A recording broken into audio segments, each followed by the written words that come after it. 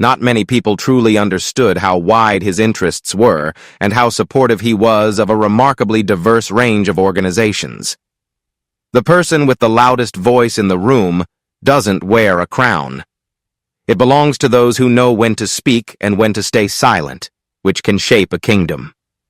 Behind the pomp of royal rituals and the bright lights of the press, one woman has always made history without needing applause: Princess Anne.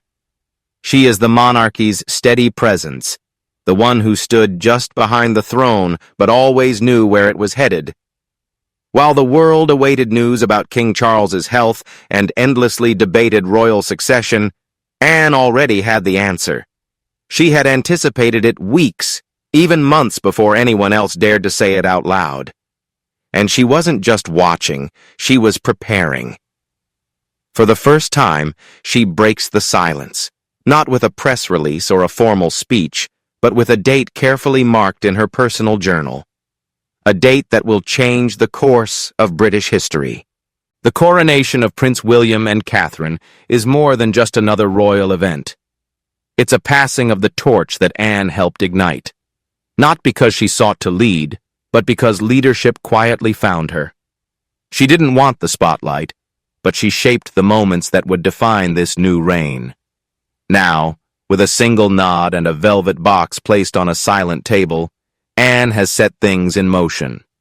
This isn't just her story.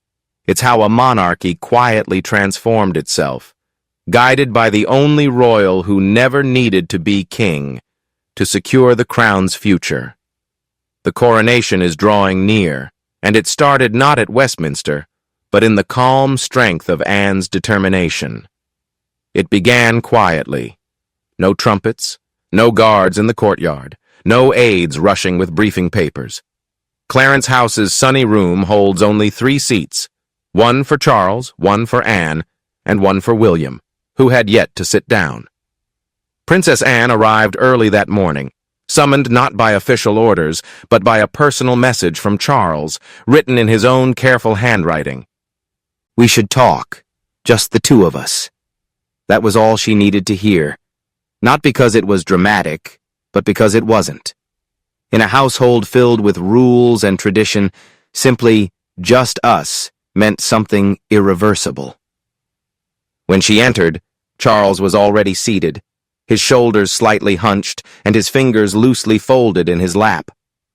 The man who once lived in his mother's shadow now seemed like a weary figure of duty, yet his eyes stayed clear. "Don't be afraid. This is not confusion." Quieter somehow, but certain. William stood silently by the window, his stance firm but unreadable. He didn't look at Anne as she came in. Instead, he kept watching the garden outside, the same one he had played in as a child as Anne observed from the terrace. Charles didn't say the word abdicate. He didn't need to. Anne had spent her life reading her family's silences. It was in the long pause before he spoke. His voice barely wavered once, not from hesitation, but from relief. "The crown must go where it can last," he said simply, looking at William but leaving the weight of his words with Anne. He didn't mention doctors or diagnoses. He didn't blame fatigue or public pressure. He spoke as if freeing himself from a role he had sought for decades, only to find peace in stepping away. Anne didn't respond right away. She looked at her brother with whom she had often argued, defended, and disagreed. And suddenly she saw something she hadn't in years. Not weakness, but completeness. He had done what he came to do, and now he was ready to step aside. William still hadn't spoken, but he didn't need to. His silence wasn't confusion, but respect. He understood, perhaps better than anyone, that this was more than a change of title. It was a shift in tone, time, and even the rhythm of the monarchy itself. When he finally nodded, it wasn't surrender, but readiness, a quiet understanding passed down through generations. Anne watched everything with the calm of someone who had carried secrets heavier than crowns. She saw the baton passed, not with ceremony, but with heart. No cameras, no applause, just a father letting go. A son stepping forward, and a sister ever steady, witnessing the quiet tremor beneath royal walls. That night, Anne couldn't sleep. She sat at her desk, her pen lingering over the page longer than usual. When she finally wrote, the words came slowly, carved with the weight of time. It has begun, and it started with love, not legacy. The next day, no headlines appeared. No early morning leaks on the radio. The royal gates opened as usual, and the world went on as if nothing had changed. But Anne knew better. Something old had shifted, something sacred, not with noise but with understanding. History had been whispered. Anne had heard every word. Anne had always understood that the true burden of the crown wasn't in gold or jewels, but in the decisions made away from public view. The morning after that quiet meeting, Anne did not return to her usual palace routine. She didn't contact aides or arrange meetings. Instead, she locked her door, drew the curtains, and opened her leather-bound journal, a book that held more truth than any official statement ever could. Her entry began with precise handwriting. "He's letting go." She stared at those 3 words for several minutes, her pen resting on the edge of the page. Charles's words from the day before echoed in her mind, not uncertain or remorseful, but firm. He wasn't breaking under pressure. He was making peace with it. Anne knew well that clarity comes with a cost. To give up the crown was to release a lifetime of duty. Every speech, ribbon-cutting, and royal wave had led to the moment Charles was now choosing to leave behind. But stepping away didn't mean losing purpose. Someone still had to carry the weight forward. It was Anne's role again to guide that transition without disturbing the balance. She spent hours in her study, surrounded by calendars, old family portraits, and binders filled with royal anniversaries. The date had to mean something, not just to the country, but to the heart of the monarchy. Coronations weren't celebrations. They were statements etched in history.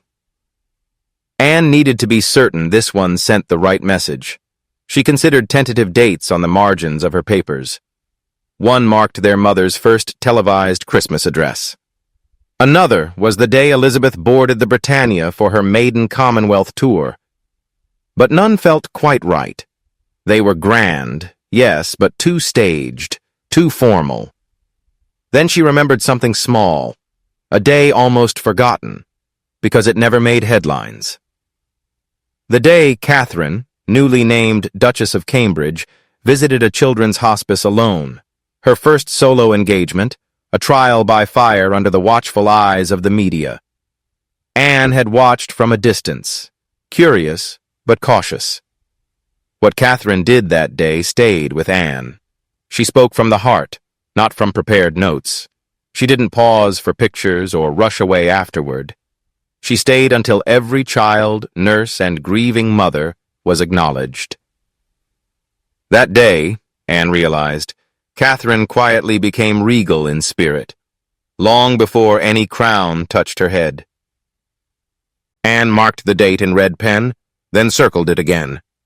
This wasn't just about William becoming king, it was about how the public needed to feel, not dazzled, not entertained, but comforted by genuine sincerity and healing. The monarchy could no longer afford to amaze. It had to reassure. Anne closed her journal and rested her hand on the cover. The pressure was still heavy, but the plan was taking shape. She hadn't shared it yet, not with Charles, not with William. Some truths needed time to settle in the heart before being spoken aloud. This one, this quiet, profound day, was hers to protect until the world was ready. A date was chosen, not announced, not proclaimed, but selected with the quiet resolve only Anne could bring. She had made her decision before the world began calling Catherine queen. She didn't need palace advisors' approval or public opinion polls. She didn't even need Charles to confirm their silent agreement. Catherine, the Duchess, mother, and consort, had been carrying the crown long before it would ever rest on her head. It wasn't in her posture, her attire, or how the cameras respectfully followed her. It was in her quiet moments. She stood in rooms no cameras ever captured. She offered comfort when it was needed, not when expected. Anne had watched this quietly grow over the years. In those humble acts, she saw something that couldn't be taught, only revealed. It all began with that hospice visit, yes. But it wasn't just one moment. Catherine had played countless roles no one had recorded. After official visits, the Duchess would personally write thank-you notes to hosts. She'd quietly make donations from her own account after charity events. She'd send flowers from her garden to grieving families rather than from the palace. These weren't stories shared with the press. They were stories given to Anne by those who had witnessed them. Organizers, nurses, teachers. They spoke to Catherine not as a duchess, but as someone who truly saw them, stayed longer than expected, remembered names months later, and followed up even when no cameras were around. Anne understood what that meant because she had done the same. She realized that royalty wasn't about bloodline alone. It was measured by endurance, by how one behaved when no one was watching. I chose duty not for its glamour, but because it lacked it. Catherine had done exactly that. She handled public criticism with remarkable grace. She never fought back against early attacks on her background or negative headlines during her pregnancy. She stayed steady. Instead, she showed up day after day, supporting causes and earning trust by giving it rather than demanding it. Anne recalled watching her at an early Commonwealth banquet. Catherine spoke little that evening, but her focus never wavered. She was truly listening. And when an older politician made a subtle joke about the current royals, Catherine simply smiled and nodded, graceful and unshaken. That night, Anne stopped worrying whether Catherine might someday become queen. She realized Catherine already was. But the rest of the world hadn't noticed yet. They were still focused on titles, protocol, and ceremony. They didn't understand that the most important coronation happens in the heart before it takes place at Westminster. That's what Anne saw when she circled the date. It wasn't only about the future king. It was about the woman beside him, the woman who rose to prominence without seeking it, who proved herself worthy of the crown without ever wearing it, the woman who stands before the crown. That evening, Anne wrote a final note in her diary's margin. This isn't her rise to power, it's her endorsement. Catherine didn't need a coronation to be queen, but the world did, and Anne would make sure they saw what she had always known. The meeting happened in one of the smaller drawing rooms, rarely used for formal events. There were no grand chairs or paintings overhead, just a round table, a silver tea set, and the three people who would quietly change the monarchy. Anne chose the room herself, not just for privacy, which it had, but because it was familiar and comfortable. It was the same room where Catherine was first introduced to Queen Elizabeth. That meeting was also quiet and memorable. Another turning point was about to happen. William arrived first, calm but unreadable. Charles had changed in the months since his decision. His movements were more purposeful, his eyes sharper. The burden hadn't broken him. It had refined him. Anne noticed this the moment he entered. Catherine came seconds later, dressed simply with her hair pulled back without any press entourage. She greeted Anne with a warm, steady hug, not a formal curtsy, a gesture more of family than protocol. Anne held her a moment longer than expected.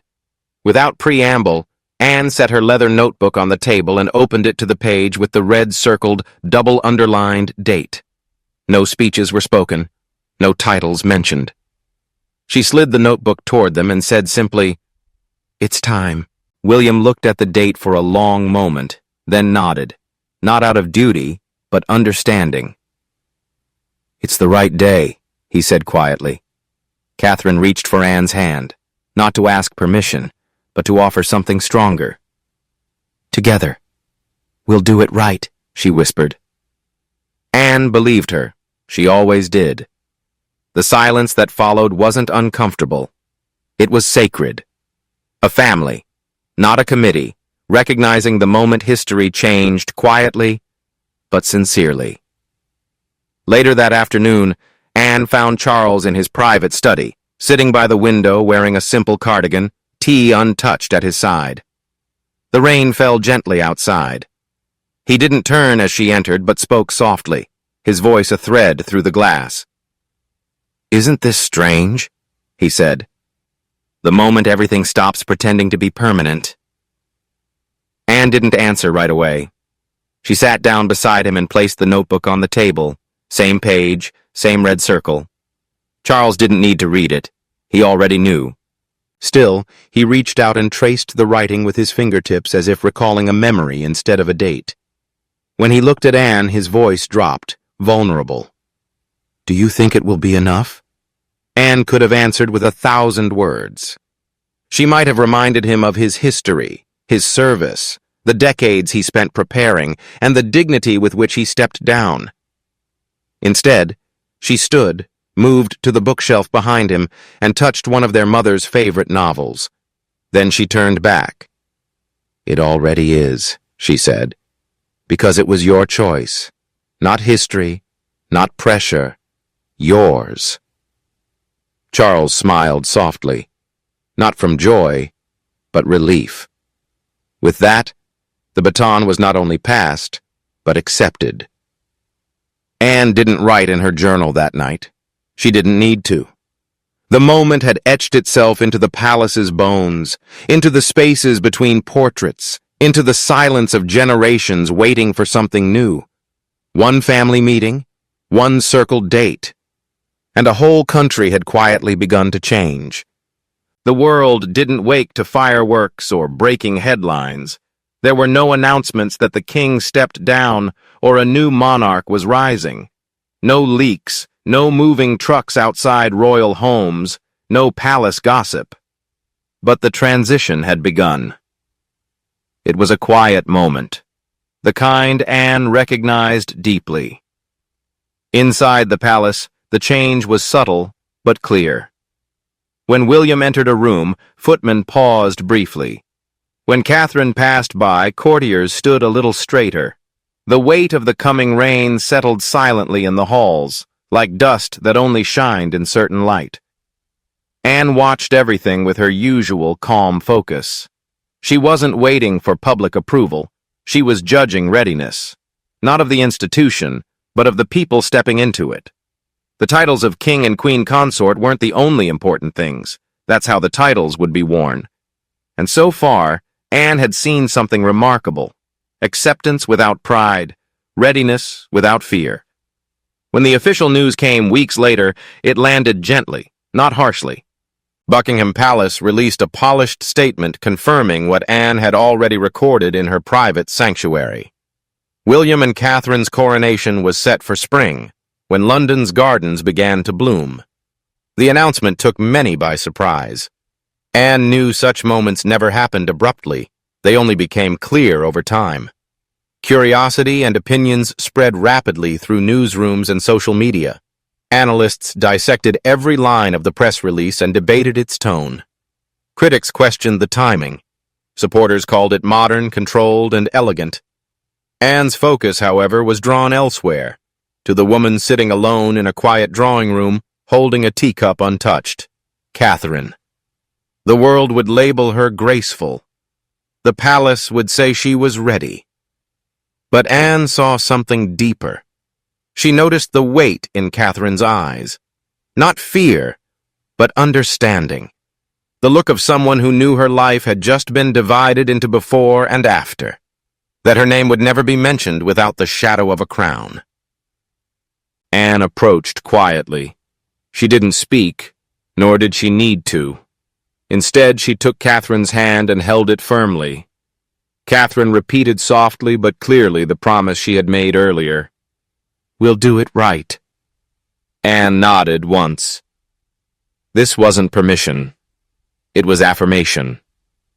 The following days passed quickly. Rehearsals began. Draft speeches circulated. Cathedral staff gathered under vaulted ceilings, planning every procession with exact precision. Invitations were printed, titles finalized, and protocols double-checked. But Anne remained just outside the process. watching everything unfold as if it were a play she had already performed in, content to shape the scene from behind the curtains. She never sought the spotlight. Her role had always been to protect the invisible thread connecting one monarch to the next, ensuring it wouldn't break under the pressures of modern life or public spectacle. Now that the date was public, her work was almost done. That night, as London sparkled with anticipation, Anne returned to her desk. She didn't draft speeches or consider appearances. She wrote a single sentence in the center of a blank page. "The crown will not be taken, it will be received." Then she closed her journal, not as an ending, but the beginning she had expected all along. The unheard transformation had already happened, and it sounded like trust. The crown didn't arrive with fanfare. It came with trust. As the world waits for trumpets, titles, golden robes, and ancient vows, Anne had already stepped back, her part finished, her quiet presence more powerful than any speech. She doesn't stand in the aisle's center. She watches from the side where she's always been most effective, guiding change without demanding notice. When William and Catherine appear before the world, all eyes will be on them. Yet a brooch is sewn into Catherine's outfit, not chosen by a stylist, but placed by Anne. Queen Elizabeth wore a simple gold pin on her first official tour as monarch, not for show, but to send a message. It says something Anne never had to say aloud. You belong. The crowd will cheer. Headlines will soar. History will be captured in photos and broadcasts. But Anne's legacy lives in what no one sees. The journal closed on her desk, the date circled in red, the steady hands behind closed doors. It was never her coronation. Still, she shaped it in every important way. When the time came to pass the crown, Anne didn't raise her voice. She bowed her head and made sure it landed exactly where it was always meant to, quietly, deliberately, and forever.